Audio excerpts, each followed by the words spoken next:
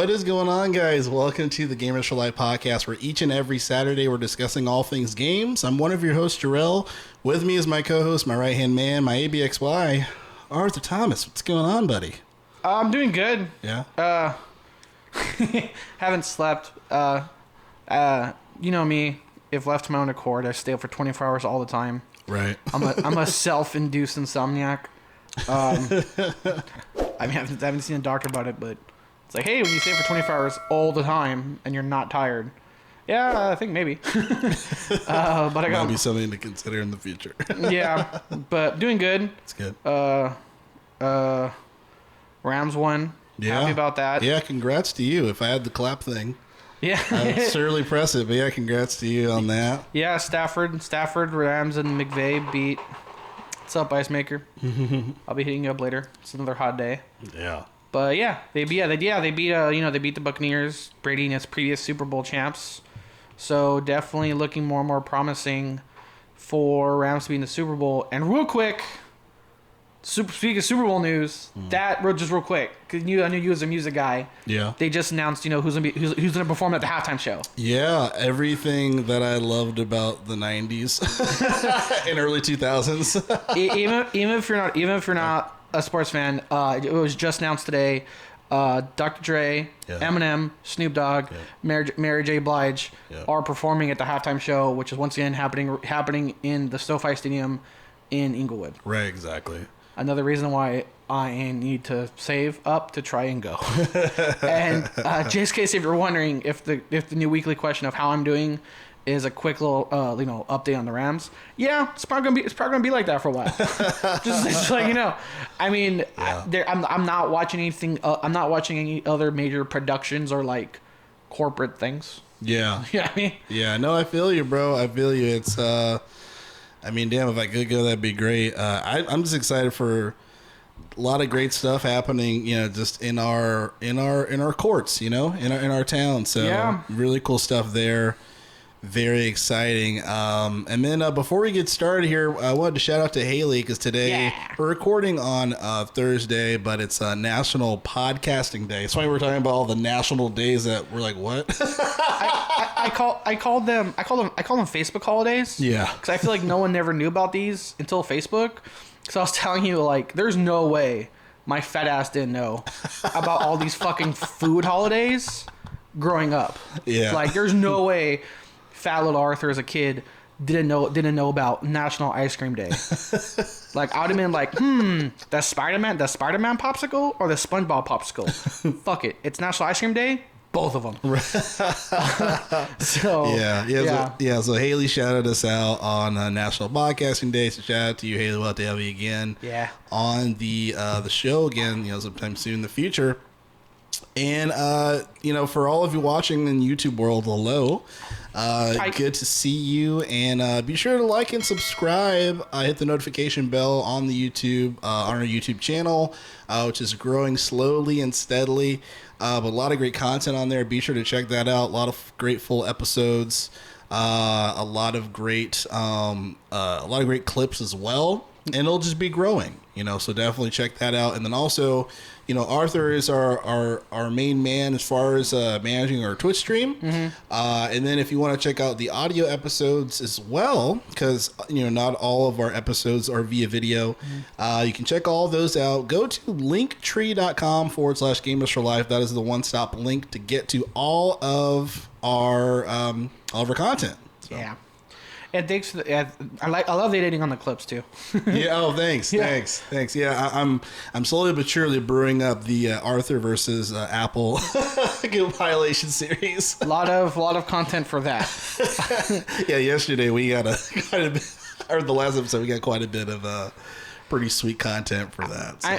I mean, I'm not saying they're an easy target, but it's like low hanging fruit when it comes to like. I think more and more I'm calling it like, was it? I can forget. Like, what was it like? Vulgar. There you go. Vulgar constructive criticism. Yeah, it was funny on Music Buds because I also do a podcast with Preston Bud and Chris Lopez called The Music Buds. And during the beginning, we always shout out, kind of plug our stuff. So it was obviously talking about Gamers for Life. Mm-hmm. And first they're just like, they were talking about Apple and stuff, and then like for this previous episode, they were like, okay, now I understand why you don't like Apple. Yeah, they're like, I get it. So I thought that was pretty funny. Yeah. But here in the Gamers for Life podcast, we read the news while you can watch or listen to what you choose by clicking on the links of the time code within the description of the episode. So if you have Spotify, when you listen to the podcast, time codes will be there so you can skip to a specific segment. And then on YouTube as well, obviously there's time codes as well. So if you want to go to a certain segment for certain news, you can do that. So feel free to do that. Or if you just want to hang out with us here, you can do that as well. Just watch the whole darn show on the Gamers for Life podcast. And there's a couple of news stories today that are pretty relevant, I would say. Yeah, a lot of things crept up. Yeah. Definitely. One story I was like irked about. Are you talking about the first one? Yeah, that's what we're talking about first.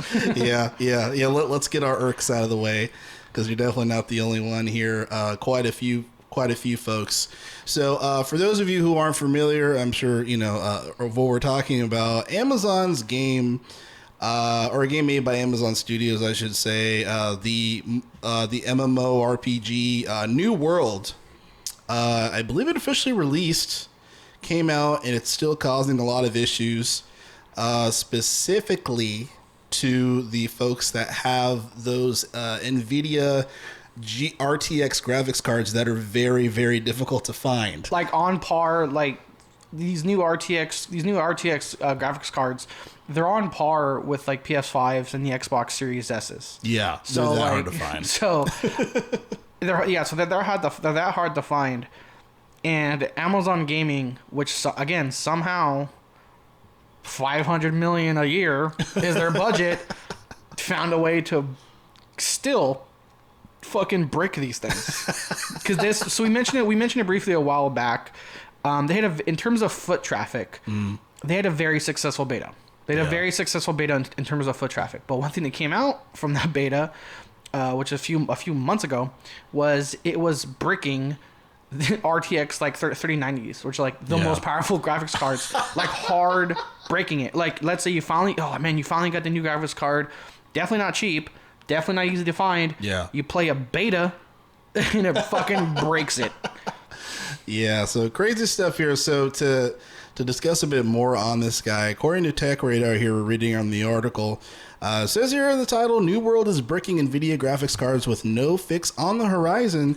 And it continues to say here in quote, Amazon Games' latest MMO New World is a hot commodity with queues as long as 469 hours. But there's trouble brewing in this New World, as the title is still frying graphics cards, and this time it's not just the EVGA RTX 390 cards. It says, according to multiple online reports on the game's subreddit, it seems that other GPU models have been suffering the same fate. Some examples include the RTX 380 Ti, RTX 380, RTX 360 Ti, and the RTX 3000 laptop GPU. Even some AMD users have been complaining about overwhelming crashing issues with their Sapphire 5700 XT models, though there doesn't seem to be any reports of them fully breaking down like their NVIDIA counterparts. These GPU breakdowns are first attributed to a soldering issue found in NVIDIA's most powerful model. The NVIDIA GeForce RTX 390 has compilations such as the frame rate rocketing in the main menu and extremely long wait times, both resulting in a massive overheating. EVGA conducted in its own investigation and verified them to be the victims of poor workmanship and replaced any model broken by New World. Says that Amazon Games so far hasn't commented on the issues at this time. Originally, the company suggested players troubleshooting the initial problem using an FPS limiter in the game's menu. Now that the situation has been exacerbated, Reddit users have suggested players use their own FPS limiter tools, such as the Riva Tuner Statistics server, which is part of the MSI Afterburner. Currently, the only way to remedy is already a broken GPU is to contact the manufacturer and arrange for a replacement.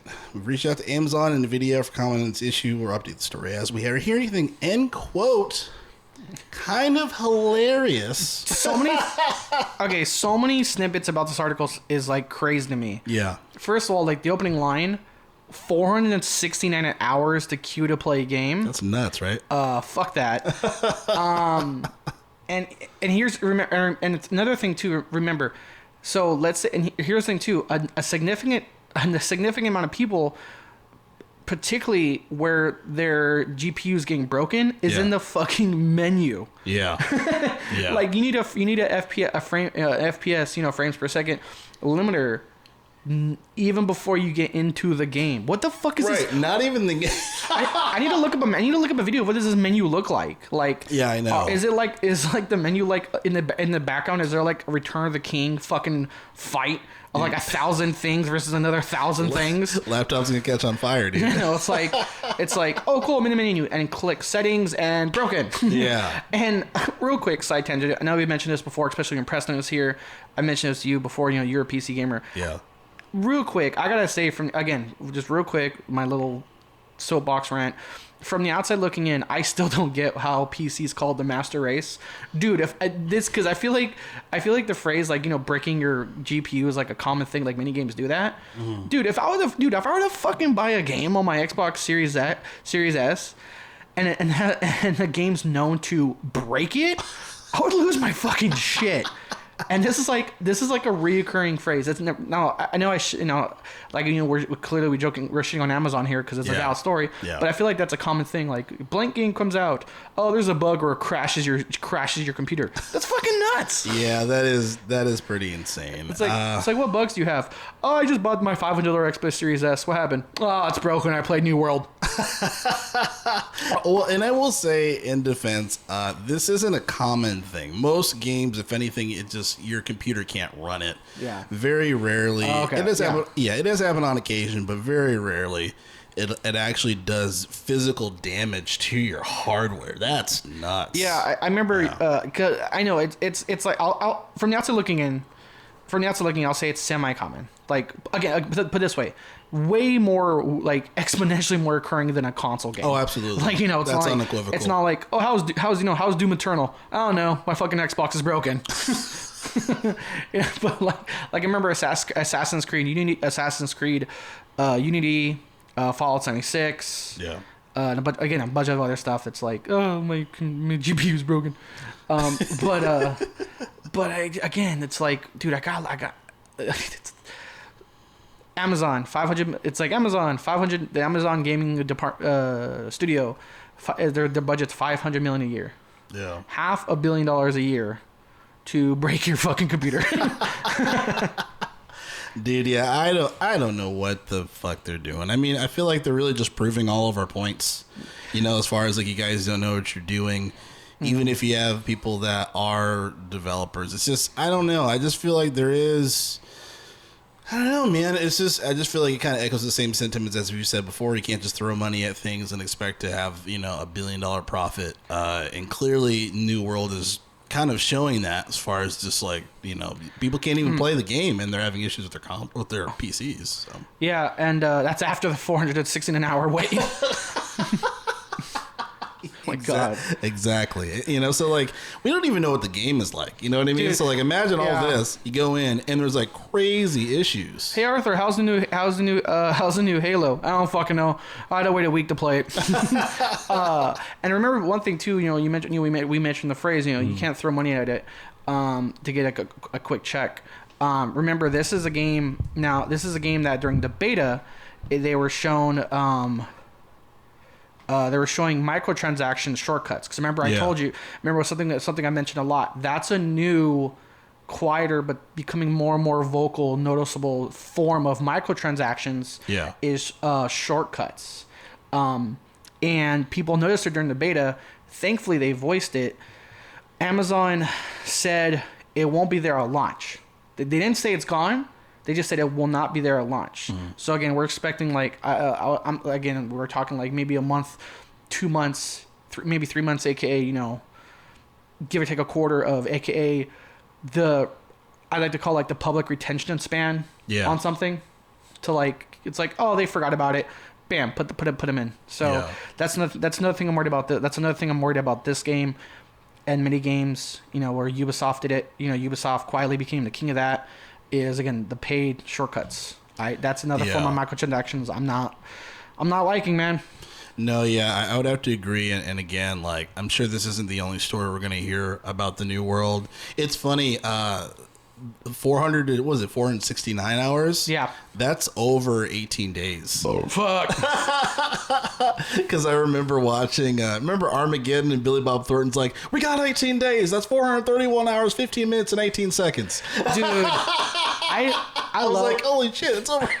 I love how much movies and TVs has positively affected both of our lives. Yeah. Because that's some shit I would say. Like, how do you know that? Oh, it was in some Simpsons episode. I mean, it's Billy Bob Thornton. It's got to be right. Yeah. He works for NASA in the movie. Yeah. It's like, wow, how'd you, that's a weird, man, how'd you know that conversion real quick? You seen the movie Armageddon? Billy Bob Thornton.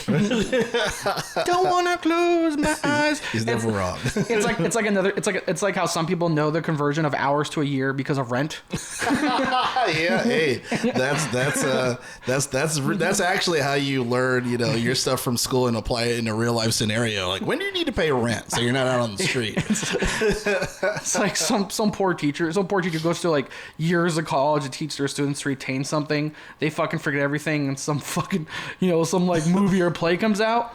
I remember that. Oh, the world we live in. I wanted to skip to this next news topic here, since we're talking about companies that aren't familiar with the gaming industry, trying to get into the gaming industry. Yeah. This seems to be a pretty decent strategic move. I'm curious to see where it's going to go from here. But according to Polygon.com, it says here on the title of the article, it says Netflix acquires Oxenfree developer Night School Studio.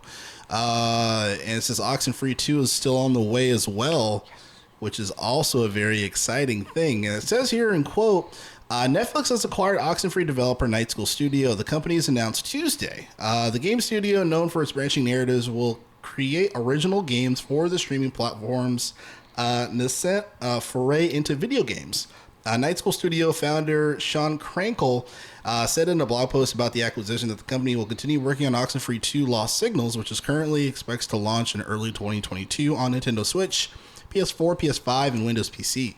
As the first game studio to join Netflix on this project, said Krankel, Night School wants to, in quote, stretch its narrative and design aspirations across distinctive original games with heart, end quote.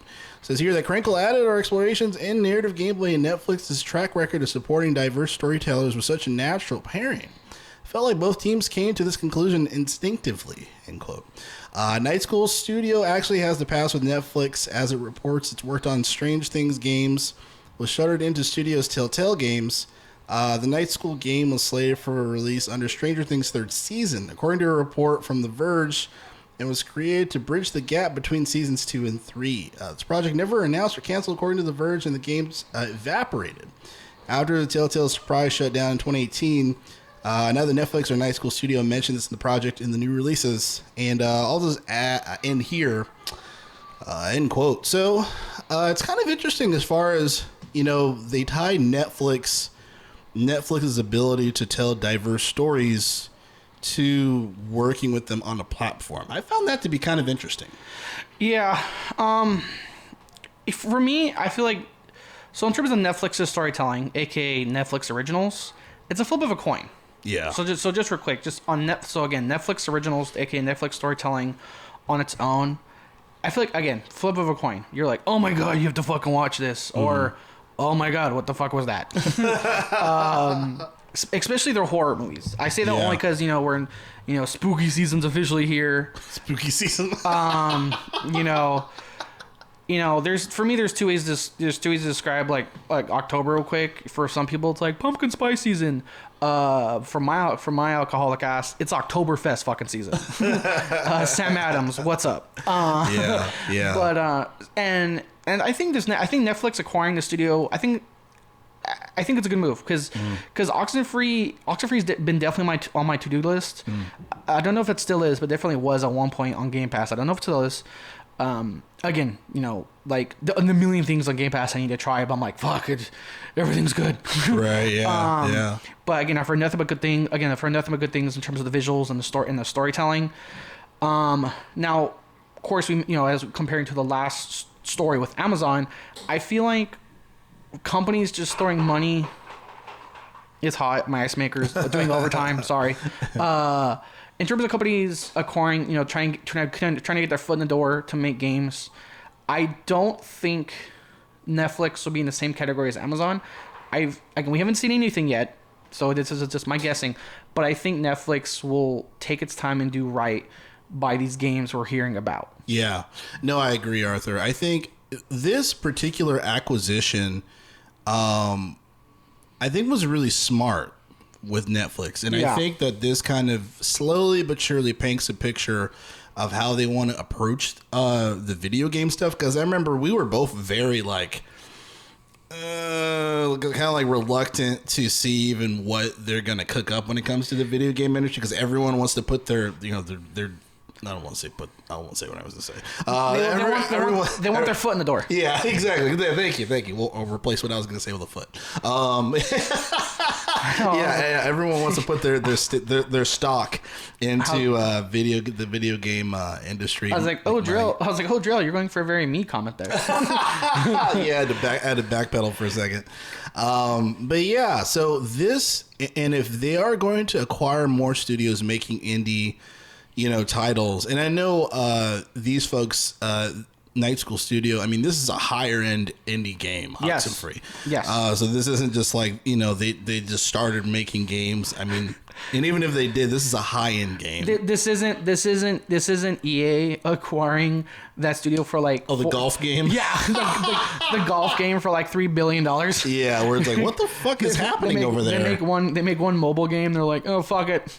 Yeah, it's like, are you guys even making a game? Is this a drug transaction? Like, what's happening? So I feel like little by little. Okay, so I feel like the more we hear about Netflix and gaming, I feel like we hear about all these puzzle pieces that are being put on the board. Yeah, and I feel like the closer we get to finishing this puzzle, I feel like we're gonna like what we see, because I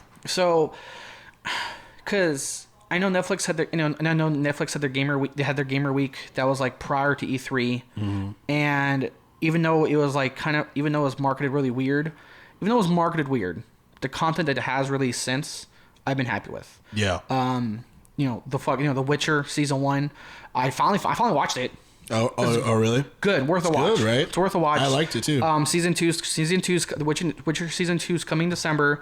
They got Dragon's Dogma. I haven't seen the Dota one. Okay. They got Castlevania. Which one of the seasons I wasn't really happy with because it was very talky. And the next season they're like, fuck it, blood everywhere, and I was like, yes. There's and they just, speaking of The Witcher, they just dropped that Witcher animated movie. Oh yeah, that's a by the way, just prequel to the series. It's a prequel. Yeah, it's a prequel. Okay. It was done really well. So even though their marketing was yeah, we're hip with the kids, and I was like, okay, but again, to their defense, when their stuff that's actually come out, I'm happy with. It's good. Nice. Another one, their Monster Hunter movie. They have like an hour long. It's really quick, like an hour long Monster Hunter CGI movie. That's the one with what's her name, right, from Resident Evil, or is that a different Monster Hunter movie? No, not the live action. No. Okay. No, not the live action. There's a Netflix CGI animated one. Oh, okay. And by the way, fun fact, has I forgot his name, but the guy that voiced Zuko, and the guy that was Rufio in Hook. He's been doing voice acting for a long time now. Fucking forgot his name. I remembered it the second I watched it with Victor. Yeah. Because I have that ear thing. Yeah. Where I can watch something for 2 seconds. I'm like, oh, it's that guy. That's the voice. I recognize him. So again, Monster Hunter. You mentioned Resident Evil. They have the Resident Evil show. Okay. I haven't seen that yet. So again, these so far what I've seen in terms of Netflix content with games paired, I'm liking it. Yeah. So Netflix getting closer and closer to the true actual gaming world. I'm kind of excited for what I'm seeing so far. That's good. I mean, that's definitely good to hear, especially from the past, many episodes ago, even on the YouTube. That's on the YouTube right now. That episode, we were very critical of Geek Week for Netflix and how condescending it seemed like that they were talking about that. I think it's just really bad marketing strategy. Yeah, it was very it just felt, it felt like condescending and pandering. Yeah. But yet it's weird because like when the stuff they talked about actually dropped, I'm like, oh shit, this is good. Yeah, like I would love to see like a Life is Strange like animated. That'll like, be good. Quick series, absolutely. I know there's that Star Wars animated one. Visions. Yeah. I hope that makes it to. That'd be cool if that made it to Netflix. Obviously not video game related, but just a cool thing to add there. But I doubt it because Disney likes. Oh yeah, it'll never come in here. I forgot. You'll never see anywhere. Exactly, but yeah, I would like to see the games because, like I've talked to you about this before, Arthur. The games that I like playing, especially at my age now, is narrative-driven titles. So if they can take that and put those into Netflix, I think that'll be a very impressive offering. And the fact that they are getting studios, like Night School Studio, it shows how they want to approach it. They want to approach it from a very realistic setting. They know, because I feel like a lot of these companies, especially like Amazon, like they want to get into the game like Nintendo or Xbox or PlayStation doesn't even exist. You know what I mean? So I feel like they know their lane. They know, hey, we already have our video game catalog from a movie representative presentation. If we want to expand, let's try to do some indie content as well, because obviously indie is a big thing that PlayStation has fucked up. Especially, I was really pissed about Japan Studio closing down. Yeah. I think that was a really bad decision. And a lot of these indie folks are going over on the Xbox side. So I think if Netflix can pick some of these indie folks up, really talented folks, cater them on their platform, and continue to provide visual video game content, I'm liking what I'm seeing. The thing I hope, I just hope they don't, what I like to call, make it too corporate. Yeah. Even like Wayne's World joke, even fucking going back to like Wayne's World joked about it, is like something organically is popular for what it is, and then an exec or corporate gets involved and it's like, hey, I see you're popular for doing X, Y, and Z. Let's change all that and do this. And why isn't it popular no more? Oh, we're fired. We're not fucking doing shit with you. So I hope they don't do it. I hope they don't do that. I hope Netflix doesn't pull like an Amazon or Google just to throw money at something and fucking like hope for a check. And it's like, look, okay, these things got popular for a reason, and for a certain way.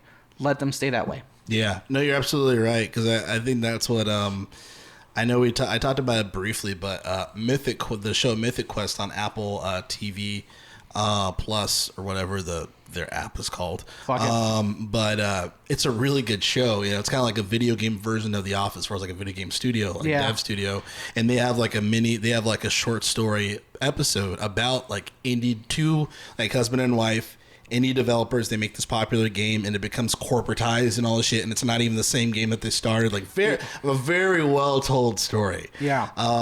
So yeah, I just hope, like you said, I hope it just doesn't turn into The Machine. So speaking of The Machine, and this machine crashing down, burning into flames, there's a settlement from Activision Blizzard, which we've talked about a bit on the show quite a bit. And the payout to me is way low in comparative to how much trauma and discrimination and harassment that they've done to these employees. And I hope this isn't the end of it, because the fact that they have, when it comes to these Call of Duty Vanguard, unfortunately in the article, when it comes to like Call of Duty Vanguard, for example, there's a reason why they took Activision off of any of their fucking marketing. You know what I mean? So they're trying to disassociate themselves from it. Exactly. So, and obviously they have a lot more work to do. But according to the Wall Street Journal, says here, title of the article says Activision Blizzard agrees to pay $18 million to sell EEOC Probe, the equal. Is it equal? I know it's Equal Opportunity Commission, but I forget the first. Equality Ethics. I don't know. Yeah, maybe. Yeah. I forget. But EEOC Probe. Then in sub it says video game publisher Giant faces other battles, including the SEC violation in California lawsuit. So. It says here in the article to continue, Activision Blizzard Incorporated on Monday said that it agreed to pay $18 million as part of a settlement with the Equal Employment Opportunity Commission, which had been examining allegations of gender-based harassment and retaliation at the embattled video game, publishing giant. Santa Monica, California-based Activision was about 10,000 employees across the world agreed to an outside monitor approved by the EEOC to make sure Activision is complying with its settlement agreement, according to a company's press release. The findings by the outside consultant will be reported regularly to the EEOC and Activision's board of directors, the company said. The EEOC, since 2018, have been looking into the allegations, according to the complaint of the agency filed against Activision in U.S. District Court shortly before the settlements. The EEOC in the complaint said Activision employees were subjected to sexual harassment, which had been severe or pervasive to alter the conditions of employment. And quote, Activision, end quote, failed to take corrective and preventive measures, according to the complaint. Activision, known for its Call of Duty, World of Warcraft, and Candy Crush franchises, said that the agreement is subject to court approval. Spokesman for EEOC said that the agency wouldn't comment on the ongoing litigation. It says that Activision's longtime chief executive, Bobby Kotick, said in a statement, "We will continue to be vigilant in our commitment to the elimination of harassment and discrimination in the workplace," end quote. Considering that he laid off a bunch of people and got a bonus, fuck you, Bobby. Yeah. I mean, I still remember that fucking story. Activision Blizzard had their most successful stock-wise. Yeah, had their most successful quarter ever. Laid off a bunch of fucking people. Gave them $200 gift cards. And then Bobby, their CEO, got a bonus. Right. Fuck you. Yeah. Yes. I really don't give a shit what he says. And also just to bring back like more shit. Why? Yeah. I'm like, just another thing that just stirred up like anger. The fucking Candy Crush. I'm like, oh, that's right. It is those guys. Fuck them. Oh yeah. That's true. That's very true. Yeah. Crazy stuff here. Yeah. So just kind of a short thing here. I know we talked about it before, but we wanted to bring it up again since there's some new news on it. Anything else to comment on that? So, I mean, just real quick, not to go too long on this, because I don't want to say like, that's bullshit and fuck you over and over again. That's fucking chump change. That's nothing. That is nothing. That's nothing of what this company makes. Yeah. And then digging deeper too when it comes to like, okay, like who gets that 18 million? It's just the EEOC gets it, state of California gets it. Like, does any of this goes into the people that filed the claim? Like after taxes and bringing it down, they might only get like $500. I'm like, for all the shit that they put them through. Like, are you kidding me? One thing I hope that comes from this is I'm not a fucking lawyer. Shocker. Is I wonder what it is civil lawsuit. Yeah. Because remember, because it's because this was to the EEOC settlement. Mm-hmm. But this doesn't include any possible civil litigation that can still happen against this company, which I hope does. Yeah. Good point. I know. Put it this way, I know a lot of execs have stepped down. Mm. One was fired.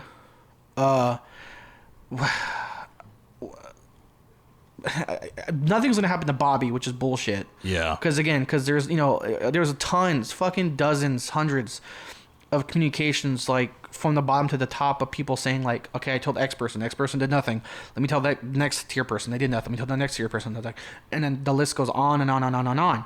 And it's like, and then all of a sudden it's like $18 million fucking settlement again to the EEOC. Again, like your question, like is it how much of that goes to the actual victims? Mm-hmm. Are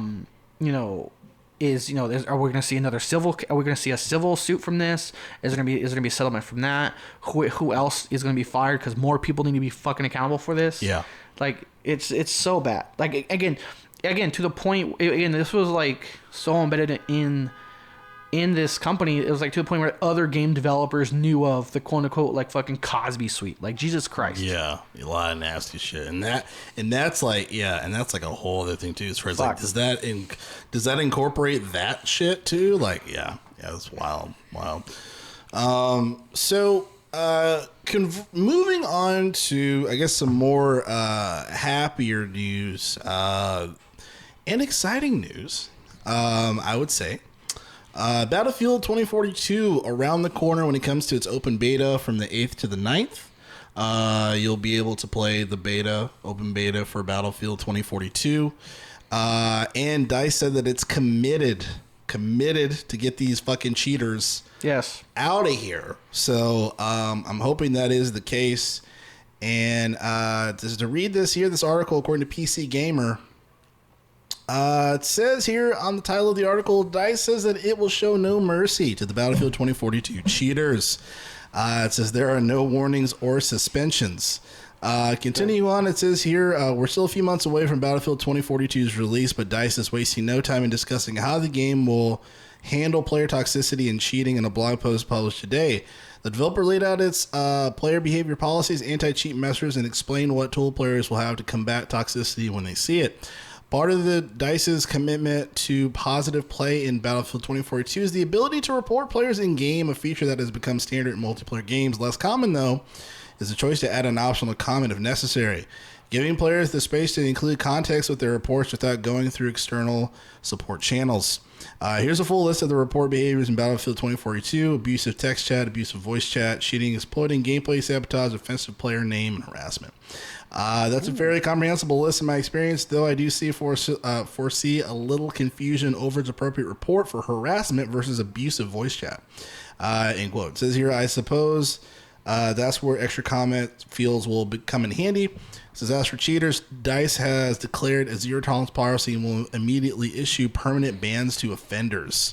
There's no warnings or suspensions when it comes to cheating. If you don't play the rules, you're out, it reads. Powering Battlefield 2042's cheat detection as the Epic Games' own Easy Anti-Cheat, the free, widely used tool already employed in EA's Apex Legends and Star Wars Battlefield Squadrons. Because of Battlefield's cross-play functionality, sanctions on your account apply to all versions of the game. So if your account gets busted on PC, you will be just as banned as if you sign on to the Xbox version. Hey. Which is nice. Let's see. Let me read the last part here. So it says, it's all talk for now, though. How effectively Battlefield 2042 will deal with cheating and toxicity is yet to be seen. The Battlefield series has struggled with hackers in the past, and anti-cheat isn't infallible. Apex Legends, running the same anti-cheat tech, is still reeling from the wave of cheaters brought in by its increased popularity in 2021. Though Battlefield is releasing with a slight advantage as a full-price game. Unlike Apex or Warzone, ban cheaters will either have to offer up another $60 or to find a workaround the ban. Next week's open beta will be a very visible test drive, and hopefully will make Battlefield's full November 19th release date smoother, end quote. What are your thoughts on this, Arthur, before I interject? I mean, for them to say, it's all talk, well, the game hasn't come out yet. But I think this is good. I mean, I feel like even though the game has, just said the game hasn't come out yet, I feel like they're already doing more. Yeah. And speaking of, Activision Blizzard has done for Call of Duty, Warzone. As much as I know they mentioned Apex. Yes, Apex has cheaters, but it's nothing compared to fucking Call of Duty. Fucking the Call of Duty. And Activision and Blizzard don't do shit. People are leaving the game in droves for a good reason. Yeah. Like, there's just so many fucking cheats in that game that people just get tired of it and leave. Now, I will say they mentioned they mentioned something that is significant, and that this isn't unlike a battle royale. This isn't a free game. Yeah. That's to a point, I argue that's why some battle royales in terms of player base are more popular than other games, because it's free. A free game's more popular than a $60 game. On face value, I can see that. Yeah. So to a point, that would deter a lot of people. It's like, hey, do you want to get banned from my game? You just paid $60, and if you have the next gen, $70. Right. Yeah. Yeah. No, I agree, Arthur. I think this is a really good idea, there's some really good signs from this. And to be honest, this was the reason why the game was pushed back to November in the first place, because prior to them showing the delay, there were some reports that people were already having cheats and stuff set up for Battlefield. Yeah, ready to go. Yeah, ready to go, which is fucking it's so fucking annoying. I'm these cheaters, it's just do you guys have nothing better to do but to fuck up everyone's experience? Get a fucking life. But and it's Battlefield. It's Battlefield to me. On face value, to me, I know fun's subjective, but to me, that's why I like it so much more. I told you, I used to be a big fucking Call of Duty fan. Yeah. In college, like Modern Warfare 2 up to like Modern Warfare 2 was like my main last really big Call of Duty, and then I played one match of Battlefield 4 online. And I was like, I drove a tank, I drove a helicopter, I drove a jet ski, I drove a boat, I blew up a skyscraper, I jumped out of a skyscraper, I fucking did all this. I'm like, this game's fucking amazing, and like, there's so much shit to do in that game. Yeah. So like, why would you, again, like the cheater mentality, I don't fucking get. I don't fucking get. And for them to be active and vocal, be like, hey, we're already preparing for it. Again, as a Battlefield customer, that makes me happy to hear. Yeah, I agree. This is a very smart decision that they've made. So definitely kudos to them, sir. And then I wanted to give a couple of shout outs here, or just moving on to another very exciting, I guess a very exciting game that we're waiting for. And this is more so on the PlayStation side when it comes to first party titles. There is some recent news kind of surrounding around, why God of War Ragnarok was delayed, because, we were, since the, what was it, 2016, that the first game of this particular type of God of War series came out, 2016? Sounds all right. I think it was 2016. But a lot of people were like, where the fuck is God of War Ragnarok? So yeah. There's a report that I'm reading here on TheVerge.com that explains in more detail. Says here the title of the article, Kratos' voice actor says God of War Ragnarok delayed because of me. Says here in the quotes, Sony Santa Monica delayed the game so he could cover from back surgery, and more surgeries actually. So it says here, continuing on, says Kratos, voice actor Mike Judge says, Christopher Judge, excuse me. I'm thinking of King of the Hill. You think King of the Hill? I'm thinking of Office Space. Oh yeah. And King of the Hill, same person, Beavis and Butthead and all that. So Kratos' voice actor Christopher Judge says that he's the reason why God of War Ragnarok was delayed. In a tweet, Judge writes that he needed multiple surgeries in 2019, and that a God of War developer, Sony Santa Monica Studios, delayed the game so he could recover and continue voicing video games' favorite problematic dad. Says here in a couple of tweets like that phrase. Sorry, I real quick, just like that phrasing. Everyone's favorite problematic dad. That is great. That's the best description of Kratos I've seen. That is to be in like billboards. That's hilarious. So it says here on Christopher Judge's Twitter, one of the tweets he says, 100 in my feelings right now. I need to be forthcoming. This has been approved by no one to the developed fandom. Ragnarok was delayed because of me. August 2019, I couldn't walk. I had to have back surgery, both hips replaced, and knee surgery. They waited for me to rehab. It says, continue, no threats. No, who do you think you are? Nothing but love and support, and Sony Santa Monica has never said a word about the delay and what caused it. Studios are assholes, but this company from top to bottom should give us hope. What they did for me, what they did for the crew is way more. End quote on the Twitter there. That is really awesome. Yeah. That is really great. Yeah, I'll just end quote there. I think that's a good place to end quote. It's cool because it's, he didn't have to come out and say that, and he didn't have to come out and say that, and to a point, the fact that the fact that it did come out, I like that it was him and not the studio. Yeah, because that would be a weird out, or like not an out but like an excuse. It's like, oh, it's delayed, and Sony Santa Monica be like, surgery. And it's really funny. It's really funny because of timing. So for those of you that don't know, I was going to say that too. You're reading my mind. The voice actor for Kratos, really random. I just started rewatching the show Stargate. SG1. Oh really? Yeah, on Netflix. Oh wow! I just started rewatching. He's like, he's one of the he's like the main character on that series, Stargate SG1. Oh okay. I wasn't gonna say that. I was gonna say something else. I was like, oh, you're a rewatcher too.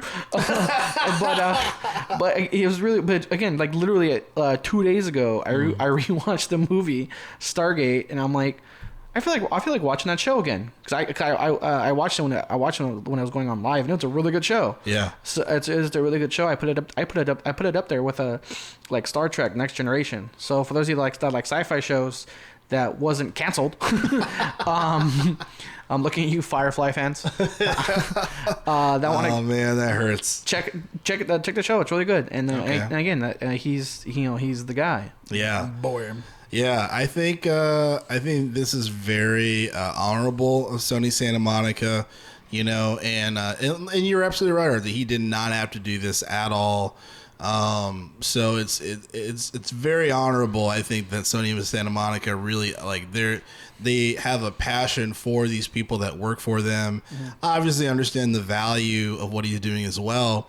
What I was going to say as far as good timing is that, they got a different director, right? They got a different director for Ragnarok, and then obviously they probably had a couple of switches and everything just to set everything up. It's kind of like setting up the dinner table before, mom or dad comes home. So yeah, I mean, I think it's really cool to see that there's still some game studios that just are passionate about gaming, and they're giving the support to these people that make it possible, because they could have easily replaced him, but in today's standards, people would have found out about it, and people would have been pissed. Yeah. So I think it's great that they took care of him, and he said, as far as how they took care of the crew as well. It's good. So yeah, very good, because I know Alana Pierce is at Sony Santa Monica also. So I just want all these people to be taken care of, man. Like they deserve it, and this is a highly anticipated title. So kudos to them. Real quick, just 'cause while you're reading, because when you mentioned back surgery, I made a little smirk and a smile. Oh yeah. For context, I'm not like, back surgery.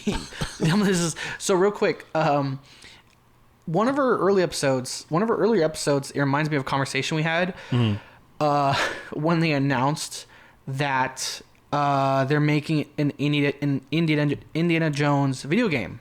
Oh yeah. And we're talking about the voice actor, and you were asking me, do I want Harrison Ford to be the voice actor for that? And I said no, because he wants to fucking retire and people won't let him.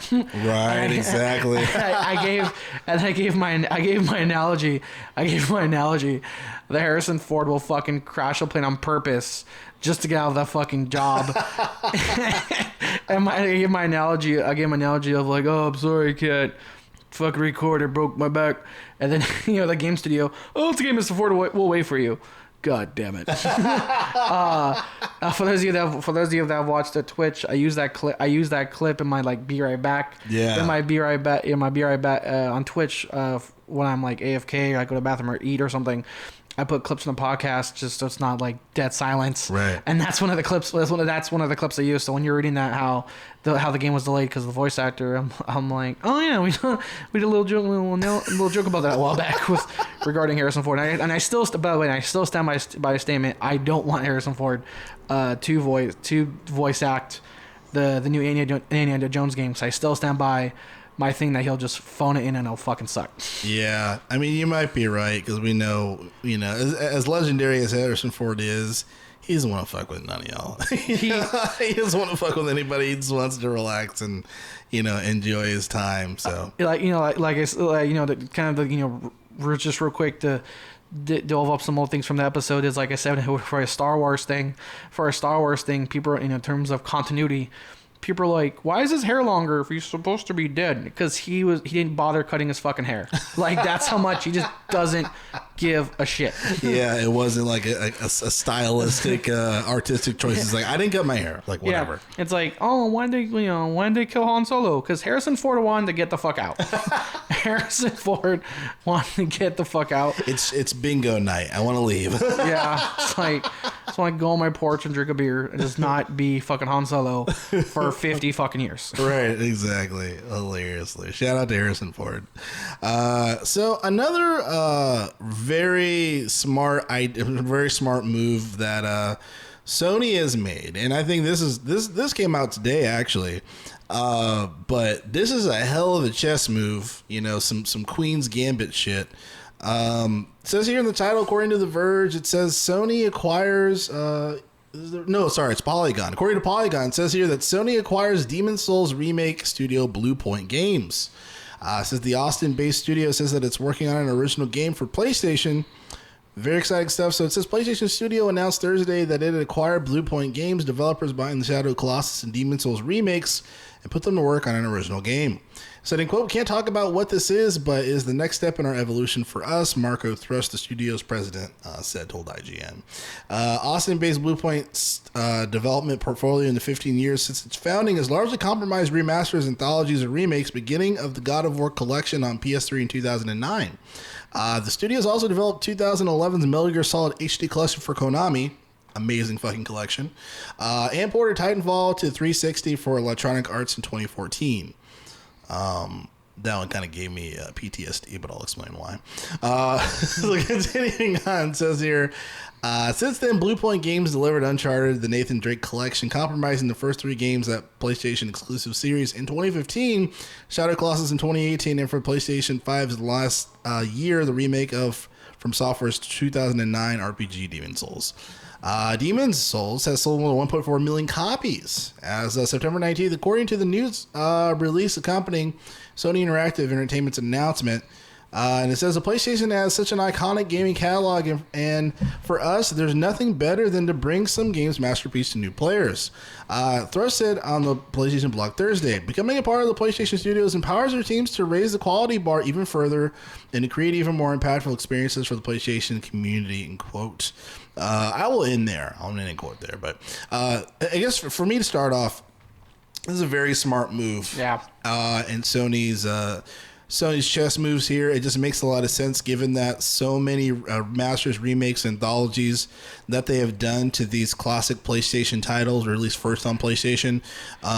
So them making that move of actually acquiring them, very smart move. You know, they need to be doing more of these moves because Microsoft has been, I mean, obviously I think they have more capital than Sony does, but given that, they need to make these moves of acquiring these studios to build up their brand, build up their catalog for PlayStation 5 and onward. And this is exactly how to do that. Just because it's 2021, name of the game, fucking video game monopoly. Buy what developer that's going to give you the most value. And this is a smart fucking move, I think. Yeah, I mean, like, even like today we've mentioned Amazon, we've mentioned Netflix. We've said it time and time again. Words out. Yeah. Games make money. And and again, this is good news for Sony because Sony has a track record of quote this year of making moves. I was like, why'd you do that? Or like, what? Right. Huh? Like, it was like breaking news from Sony. We have an AI to make games easier. Okay, fucking cool. Game journalists are super fucking happy about that. You know what I mean? Yeah. We forgot to mention it the last week, but it was kind of overshadowed by the Nintendo Direct. Sony also acquired another studio that they've been working with for more focused on Sony VR. Oh yeah. Okay. Yeah. I'm not sure how I feel about that. I know VR, kind of quick tangent, but I know VR is like slowly making bigger moves. Sony's I feel like still keeping their foot in the door. Yeah, but still investing in it. But I feel like they don't know where to go with that. You know what I mean? Yeah. It's like I feel like where like Oculus and other things are like improving. Sony hasn't put too much effort into VR, but maybe they may revamp that as as the PS5 becomes more and more available. Yeah. That's just my thoughts real quick on the Sony VR. With this real quick, like you said, Queen's Gambit, and I'm like, oh, you mean Princess Peach? Yeah, exactly. Yeah. Again, just reminder from last episode. The main character, the main actress, I forget her name. Very talented actress. Remember, she's voicing Princess Peach. Right. In the new movie. But again, this is good news for Sony. You know, like I said, I don't like the shit on Sony. They just make it easy sometimes. But this is good news for them, especially the massive Demon Souls community. Yeah. Anya Taylor-Joy. There you go. I knew it was a 3-name. I knew it was a 3-name name. That's all I remember. I remember she had 3 names. Yeah, exactly. Side tangent. Very, very short side tangent. Sorry, Joe. You were right / we were right as far as the backlash of this whole Chris Pratt thing, man. Oh yeah.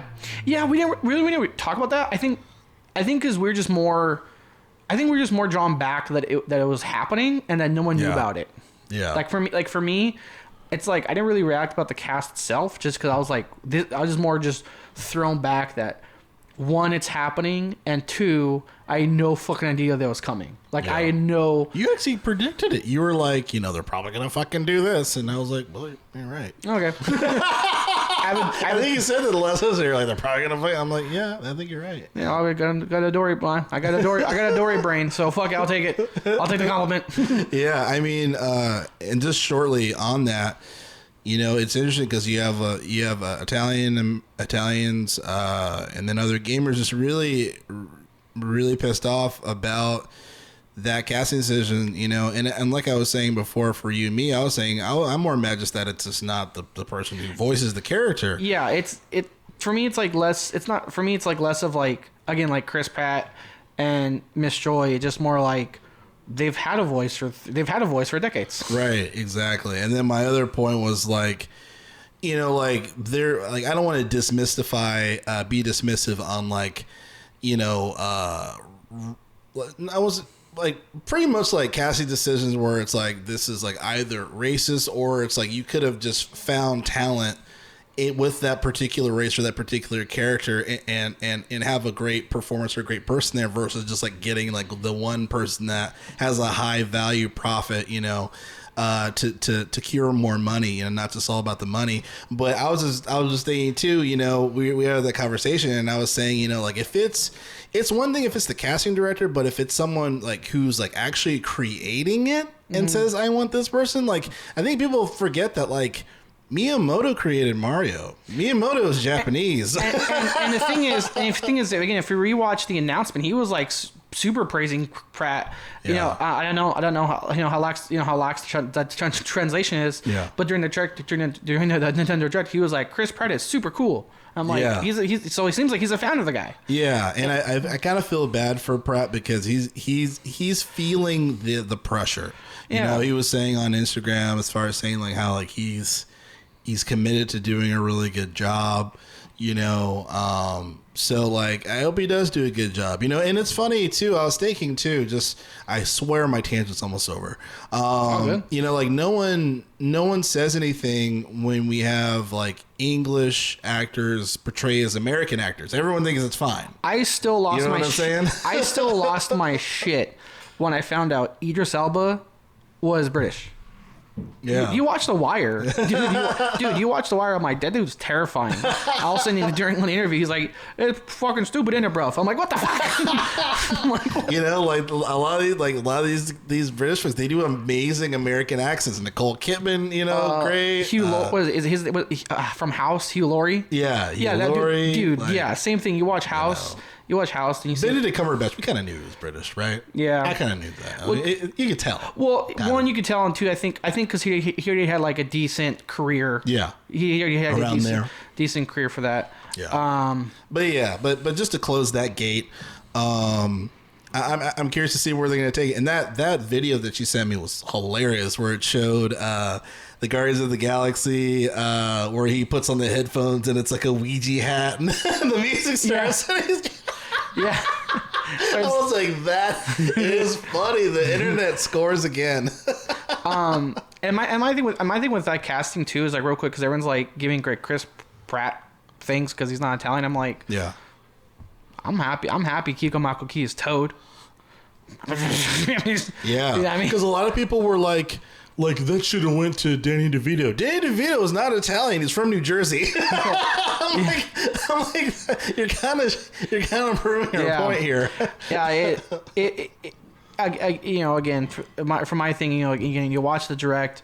Miyamoto is like super happy for it. He's super excited for it. Mm-hmm. I'm excited for the movie. Again, I'm biased. Like anything Jordan Peele does, anything Kiko does, I'm like, fuck yeah, let's go. Yeah. They're my two favorite. The Kiko Michael Key and Jordan Peele were like my favorite parts of Toy Story 4. Yeah. I was like the two stuffed animals. And then the other actor I forget.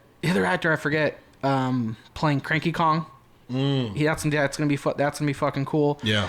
I remember, and then I don't know if this is real because the internet's the internet, but even if it's not, it's still funny. like Robert De Niro, like again, supposedly Robert De Niro tweeted that like, hey, hey, me and Joe Pesci, Mario and Luigi, let's go. Goodfellas reunion. That's hilarious.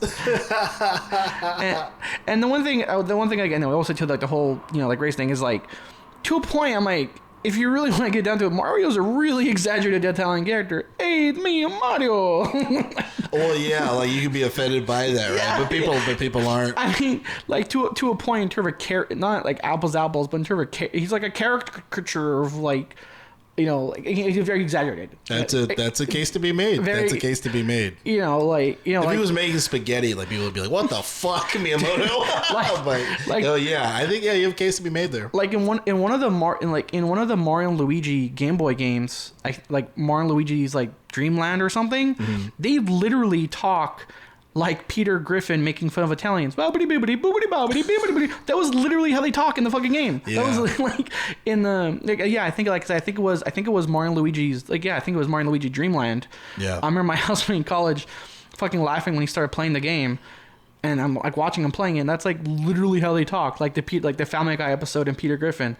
It's like, what are you doing? You don't speak Italian? I got this. And that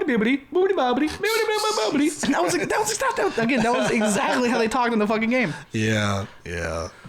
But yeah, I just because we were talking about Anya Taylor-Joy, wanted to steer into there, and then other short tangent. I said that the Bluepoint Studios version of the Titanfall gave me PTSD because I remember I had a bad GameStop story around when that came out. I was like, fuck, like.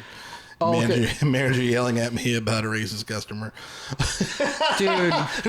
Where he didn't know that he was racist, but he was super racist towards me, so I like felt away. And then the guy called the DM because everyone from where I worked at, I won't say the city, but I was like, fuck that. But I know where. Well, that's it. But anywho's, to continue on, so again, Sony, good job, Bluepoint on getting Bluepoint games. Continue to make smart decisions like that. I like that tangent. We talked about Bluepoint games, and we all went all the way to bibbidi bobbidi. We're covering all the platforms here. And to transition over to the other platform we didn't discuss, on the Xbox side, had an interesting article here came across talking about Starfield. And it says here on the title, according to GamesRadar.com, it says that Starfield has more than twice as many dialogue lines as Skyrim. Says here in the sub here, it says Starfield boasts more dialogue lines than the Bethesda's previous games. So it says here, continuing on, Starfield has over 150,000 line of dialogue, according to game developer Todd Howard. Oh boy! Continuing on, says earlier today, Xbox held a special Tokyo Game Show 2021 presentation, a showcase that was chiefly dedicated to its Japanese audience. During the presentation, Starfield creative director Todd Howard briefly appeared to reveal that the RPG would have a full Japanese voiceover. That's awesome. While also mentoring that the game boasts well over 150,000 lines of dialogue. It says that this puts Starfield's voice line count well above both Fallout 4 and Skyrim. The former game reportedly had 110,000 lines of dialogue in total, while Skyrim had just over half of the amount of 60,000 dialogue lines. This is a pretty good indicator of just how big and dense Starfield actually is, although since it's a Bethesda RPG, it was never exactly going to be a small game. It says here, still, it's nice to know that Starfield's Japanese fans will have full narrative voiceover to look forward to, and we have an indication of the RPG's size. It's Bethesda's first IP in over 25 years. Will finally be on with us in November 22nd. 2022, and when it both does arrive, it'll be on Xbox exclusive consoles available worldwide for PC, Xbox Series X, and Series S. End quote. I'm going to end quote there. Now, I will say that even though I think it is cool that there is a lot of dialogue lines, they said something similar, and this is nothing to do with Bethesda or Todd Howard, but I remember hearing, there's a lot of dialogue in Cyberpunk 2077. And then the game comes out and it doesn't fucking work. So, like, even though it's great that there's a lot of dialogue in Starfield, how is the game doing from a creation perspective? The other thing for me, too, other than that, because like I said, I'm still worried of whether or not this game's going to work at launch. Because to be fair, truly, no Bethesda game has ever truly worked at launch. Yeah. We just put up with it, and now we're not anymore, which I'm okay with that. The other thing I'm thinking about, I don't trust Todd Howard with math anymore. I don't trust Todd Howard with math. The last time I did, 16 times the detail. Fuck you. And then, like, you were talking about, like, the paper clips and how it stops you, or the what was it, the bullets? The weight. Yeah. So, because something that's in every Bethesda game, and like a lot of RPGs, but especially Bethesda games, is carrying capacity. Is like carrying capacity and paper clips, like, and for those who haven't played a Bethesda game, or a lot of RPGs. Paper clips are lock picks. Yeah. So you need those. Yeah.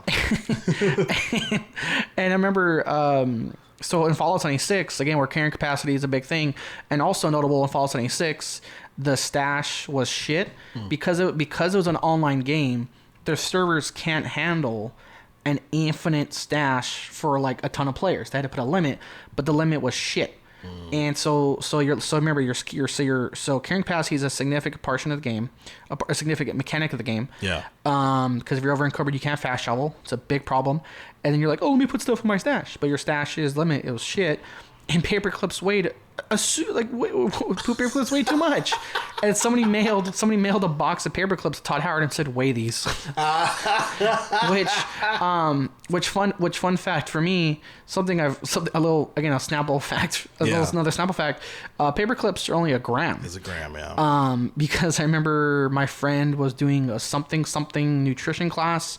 You know what I mean? You're like, I didn't need to study arts. Oh yeah, well, to get your diploma, even though you're studying arts, you have to take one physics class. You know what I mean? Yeah. Your general ed. That's what we called it. Yeah, exactly. Your general ed. Exactly. And that was one thing he remembered is that paper clips are a gram. So again, it's another reason why I don't trust Howard another reason I don't trust Todd Howard's math is, other than his bullshit 16 times the detail and the game looked like a fucking PS3 game. Is like the weight. There was like the weight of all the shit in the game. Yeah. So again, so when they say twice as much, 150,000 lines, I'm like, remember that includes, I will bet money, this includes yeses and nos. It does. And, it's like, yes, cool, that's line dialogue. No, we got another one. That includes. So remember that number includes. Again, I would bet money that number includes every yes or no in the game. I'm not. It sounds like I'm not against the game. I'm just nervous. Yeah, they have to win a lot of people's trust back. Because Bethesda is just notorious for not having truly launch-ready games. Yeah. No, absolutely. Yeah, you have every right to feel that way. I mean, like I said, when I don't want to have another 76 rant again, but I didn't buy it because you were like, you're good like this. No, don't buy it. Don't buy it. So don't buy it. Yeah. So I'm hoping that they can release at least even if it's at least 80% better than as far as the launch of it working. Comparatively to 76, I would be happy. I think. Could you quick Google? Sure. Outer Worlds 2 release date. Oh yeah. Let's see what we got cooking up. Because remember I said how Bethesda's quietly competing with Bethesda and beating them. Yeah. In terms of quality of games. I don't know if they have a release date, but let's check it out. I know they did it at E3. Oh, this is the first one. Yeah, it says before holiday 2022. We don't have a specific release date yet, according to PC Gamer. Well, if it says before holiday 2022. That's before Starfield, right? Yeah, so, in theory, yeah. So remember, in terms. So the reason we're bringing this up is so Fallout 76 was a shit November launch, and then like February, March, Outer Worlds came out and fucking killed it. And I was like, hey, are you itching for a Bethesda game that actually fucking works? Yeah. Outer Worlds Outer Worlds killed it. Then we brought up the discussion, will Avowed be better than Elder Scrolls 6? Yeah. And then Outer Worlds 2 got announced, and then it came up, Outer Worlds 2 be better than Starfield, but we don't have a launch date. Yeah. Or confirmed one. So I need to hear more about Avowed, man. I know it's probably doing fine. Yeah. I just want to hear more information about it because it seems like it's going to be a really promising title, and Obsidian has been killing it for years.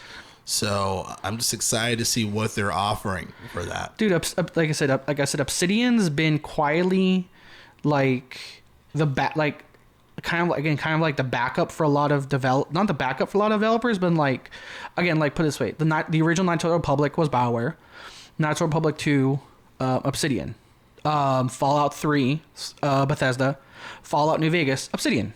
So they've been right there along with it. Yeah. And again, so after, clearly Bethesda has still left a bad taste in my mouth. Obsidian's been right there to fucking keep me going. So absolutely. So again, I'm curious, and I'd almost bet. Now I'd argue it's going to be a smaller game. I'll argue that. Yeah. But I'd argue, I would bet. I don't do a burrito bet because I think I'll just be right. But I'll bet that Outer Worlds 2 will be a much cleaner launch than Starfield. Oh yeah. Yeah, I think you're right there. I agree with you there. And probably a better video game experience, Yeah, I mean, if Starfield is 75% as good as Fallout 4, I think Starfield will be a win. I think that's how much work that Bethesda needs to work. Like, that's how hard they need to work. Yeah. So, yeah, definitely. And I know Outer Worlds 1 was on Game Pass, but even if Outer Worlds 2 isn't, I'm definitely gonna fucking pre-order that game. Yeah. And as we mentioned, I'm not pre-ordering much this year. Because I'm not pre-ordering Battlefield, but I'm definitely gonna fucking pre-order fucking Outer Worlds 2. Right, exactly. Hell yeah. Exactly. And I know one game that we're not going to be, or at least you're not going to be playing once it starts because the co-op campaign isn't available on launch. I'm going to make this here the last topic of the day. This is Halo Infinite. So, according to GameSpot.com, it says here in the title, Halo Infinite Beta, everyone gets the special emblem for completing 10 matches. Suits up, Spartans, you've got an emblem to earn. So it says here that the next Halo Infinite multiplayer beta test begins this Friday, October 1st. Oh. So if you are listening to this, download the beta if you want to play it. So it says, and everyone who has a certain number of matches will get a special emblem to celebrate their achievement. It says here, Microsoft has announced that everyone who plays 10 matches will get a Soul Testing Grounds emblem when Halo Infinite launches in December. You can see the emblem in the image below. Of course, I'll show that here on the video version of the podcast episode here for Games for Life. And it says here in the Twitter for Halo, it says here in quote, let them know you were here from the beginning. If you complete 10 matches in this weekend's Halo Infinite multiplayer tech preview, the Soul Testing Grounds emblem will be yours once Halo Infinite releases. Our first play session kicks off tomorrow, October 1st at 10 a.m. Pacific Standard, or Pacific time. So yeah, and then just to give a little bit of information on it, says here, continuing on, Halo Infinite's beta test this weekend includes big team battle as well as 4x4 area slayer, which was featured in its previous test. To get more people into the action, 343 is opening beta test to everyone on Xbox. PC users need to be in the Halo Insiders program or use a friend code. For more, check out the GameStop's guide. And it says for a big team battle specifically, which raises the player limit to 12x12 and 12v12 in Halo Infinite, players can expect to play Slayer, capture the flag, and total control on the new fragmentation map. This map features Destiny-style loot caves, full powerful equipment, and weapons. Like the last beta test, this weekend's preview will take place Friday through Sunday, but only during 2 4-hour periods each day. So you can see the schedule below. Of course, we'll have it again here on the YouTube version of the podcast. So you got weekend 2, October 1st through the 3rd. Friday, October 1st, 10 a.m. to 2, and then 5 p.m. to 9 p.m. It's the capture the flag on fragmentation. Saturday, meaning today, if you're listening to this, 10 a.m. to 2 p.m., 5 to 9. Seems like it's the same type of time frames from the 1st through the 3rd. So those times of the day, they will open up the floodgates, if you will, when it comes to the beta. So it's open with an asterisk, so you have to like sign up for their program. Yeah, so you got to sign up for the Halo's Insider program or have a friend code. And then after that, it's from the 1st through the 3rd. And then if I can get a friend code, I'll send it to you because I've been signed up for it. If you're interested in playing, that is. I don't. I mean, I'm still fucking disappointed about that. Yeah, like I don't blame you. Like one of the first things I did with Game Pass is Victor and I beat every Halo game via Game Pass, the Halo Master Chief Collector's Edition. Now, and that was that was so fun. Like Halo again, the original Halo with the original fucking Duke controller was already built for Coop. Yeah, built for cooperative. And I don't know what happened. I don't know if it was them changing the game from open world to not open world. I don't know what 343 did to fuck it up. Yeah. Because remember, again, that delay, the campaign will not be cooperative for 6 months after launch. Yeah. So the game drops November, right? Yes. Dude, that's again, it's like fucking May of next year. Like, what the? Yeah, it either comes out in November or early December. Yeah, so. Yeah, I mean, to me, this clearly shows that they focused on the multiplayer and not the campaign. And to me, that's a warning flag. That's a red flag when it comes to the quality of the campaign. And hell, maybe I'm wrong. Maybe they have, they have a really great offering when it comes to the Halo Infinite campaign and the co-op. They just need to build upon it. And maybe this is their Jenga style of doing it, strategy of doing it. But to me, it's very odd. I would be, in history, when it comes to the history of rollouts and things like this, usually it's the other way around. Usually the campaign is done, they do the multiplayer afterwards. Similar to Last of Us. I remember we were talking about, Last of Us 2's coming out with a multiplayer, which I don't think it even needs one. Yeah, it's like the game. Perfect example is like Last of Us 2 came out how long ago? And they're like, oh, the multiplayer. We're like, what the fuck? Okay. Yeah. Like, I mean, it might surprise. I mean, who knows? It might surprise us. It might be similar to, what is it? The Day Before, kind of that zombie thing. Might be something to that. But yeah, running back to this, I mean, yeah, it would make sense if it was a campaign, ready to rock and roll. Multiplayer, when it comes to the online multiplayer crossplay, happen afterwards. But clearly that was the number one primary objective. And even though it is cool that many other, you got PC can get on, Xbox, etc. I mean, we're talking about camping co-op for a game that's known for camping co-op. Halo, man, because even for years, even before Game Pass, the short description during the console wars was like Sony exclusives are known for narratives, Xbox exclusives are known for cooperative action. Yeah, and. I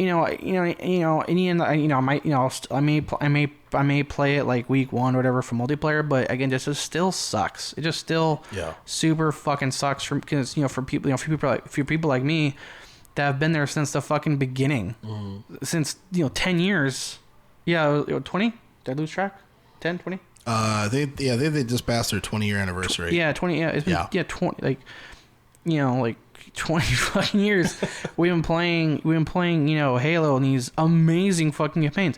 Like, to a point, all of us can remember, to a point, any Halo player can remember the first time they saw the Flood and the first time they played the ending of Halo 3 with the fucking godlike Warhawk sequence and an amazing soundtrack to pair with it. Yeah. And they'd be like, yeah, hey, the new Halo, no cooperative for 6 months. It just, what the fuck? I'm still not over that. Yeah.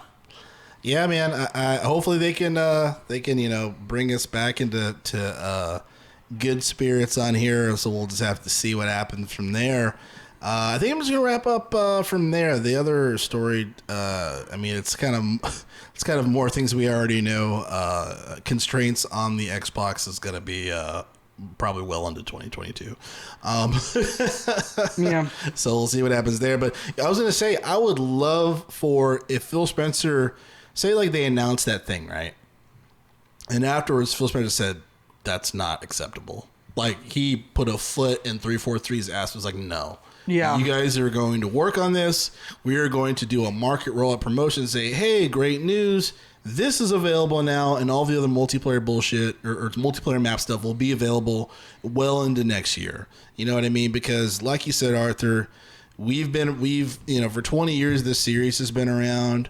And this is historic for Microsoft. This is historic for Xbox gamers, and it's not. Frankly, it's not acceptable for it not to be available at launch. I get the reasoning for the crossplay stuff. It's not enough.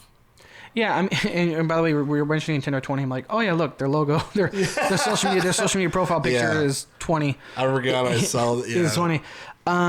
Again, it's just baffling. It's just a huge fucking miss on their part. As much as I could constructively shit on fucking Sony, I'll do the same thing with 343. Like, what the fuck? So again, the beta, launch wise, I can see myself playing it like maybe day one, week one, if my friends drag me into it, which will probably happen. But again, the beta, I'm not like super excited about that, because you know me, like I'm more campaign versus multiplayer. Yeah, I'm more RPG versus shooter. I'm more strategy I'm more strategy versus action. Yeah. And the campaign has amazing, amazing action. It's still cooperative, which I love. Yeah. So, I don't know. Do you think the show will be done by the time the game launches? You said the show will be. Oh, that's a good question. With the actor, I don't know. With that one actor that was like, I'm not fucking doing that. You remember that? Yeah, I do, man. I have very low hopes for that particular show. Yeah, man. I don't even know. I hope, if you would think that they would put their heads together as far as a market rollout, like, hey, like the show's coming out, the multiplayer's coming out, like. That would be a really smart marketing strategy if it came out around the same time. I hope they do that because that makes sense to me. Bells and whistles. I'm glad you brought that up because I forgot about that. Yeah. Coming to which Paramount. Which fucking streaming service? I just remember it was one I don't have. I remember I was like, same. I was like, it's either Amazon. I was like, it's either Amazon, CBS All Access, or Paramount. No, I think CBS All Access was absorbed by Paramount. I don't fucking know. Yeah, I think you're right. I don't know a single person, at least, that's told me they have CBS All Access. Yeah, it's like, I love that one show. It's like, I haven't heard anything. Yeah, just hey, let's make a new Star Trek show and put it on a thing no one will fucking watch this. It's like I want to finish Picard, but it's like, guys, I don't want to pay extra money to watch Patrick's story. I'm sorry. Yeah. It's like I don't. I'll just watch Next Generation again. Yeah, exactly. On Netflix. Yeah. Well, folks, that's going to wrap it up here for the Gamers for Life podcast. Again, each and every Saturday discussing all things games. Thanks for watching. Be sure to like and subscribe on the YouTube for more content. Linktree.com/Gamers for Life for any other content for Gamers for Life. Again, I'm one of your hosts, Jarrell, with me and my co-host, Arthur Thomas. Bobbity boobity. All right, thanks, guys. We will see you next week.